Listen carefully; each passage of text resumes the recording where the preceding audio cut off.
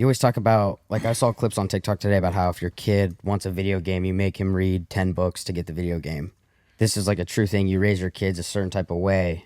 Do you think that that's not happening enough? Like that same, you got to study, you got to go in school, you got to focus. Here's a problem with standards. This is the problem with standards. The later you set standards, the less people are going to follow it. The sooner you set standards and you keep it, the more it's normal.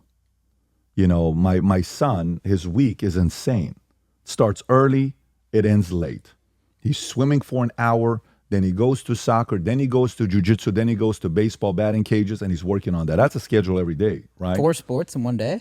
Oh, yeah. Holy shit. Well, you think that's too much for him, or are you trying to like... Well, it's not about it's too much for him.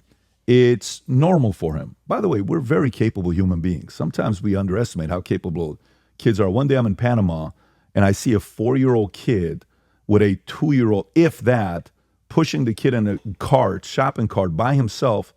And I'm looking around looking for parents. Nobody's around. What the hell is this 4-year-old doing taking care of a 2-year-old baby? Natural instincts we got from very early on, but if we don't use them, you don't put them to work. Right. It's a waste of a talent and a God-given ability. So to us, we think too little of our kids. We see them as too soft. We don't see them as capable. We're like, okay, poor kid, poor this. This is not a poor kid. Stop calling your kids a poor kid. He's not poor. He's okay. So you set the tone and standards, and Dylan comes and says, Dad, my friends, I tell them what my day looks like. Do all kids have schedules like this? I said, every kid has a schedule like this. So I'm telling you, I'm talking to my friends. Their schedule's not mine. I said, that's the schedule of the Bet David family. That's what you're going to be doing, okay?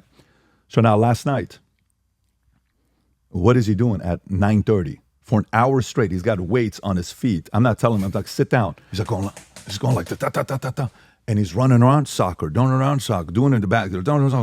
In the club room that we have in our theater room. So Dylan, sit down. No, I got to be ready. Dylan, grab a seat. You're sweating. You got to go shower again. No, Daddy, we're going to win. I'm like, now it's his wiring, okay, on what he wants to do. But no, with us, you know, I grew up in an environment where I never was expected to do anything. First time I ever read a book, I was 21 years old, cover to cover. Why though? Standards. And then I get checked by my first sergeant in the Army, Drill Sergeant Green, who expects standards like this from me. And then all of a sudden, I'm pissed as an 18-year-old, kid. And I'm like, and then boom, he sets me straight, and these 3 other tough guys, and also we're like this.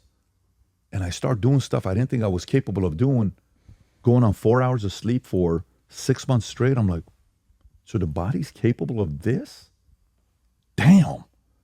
No wonder some countries are able to get better soldiers, and our soldiers in America, we're worried about us spending tens of millions of dollars on them transitioning. And you think the enemy's going to be like, oh, there's a transgender there. Guys, we can't kill him. Yeah. God forbid, because it's not a proper thing to do. You think the enemy thinks like that? No. The problem with America today, which we're going to pay, if you want to know really what price we are going to pay for, is our low standards with our kids. Yeah. Super low standards. Military, low standards. Schools, low standards. Parents, low standards.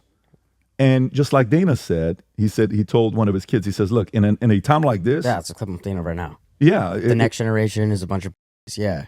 But he said, if you are at all a killer, you're going to freaking win at a high level, right? You're going to freaking dominate the marketplace.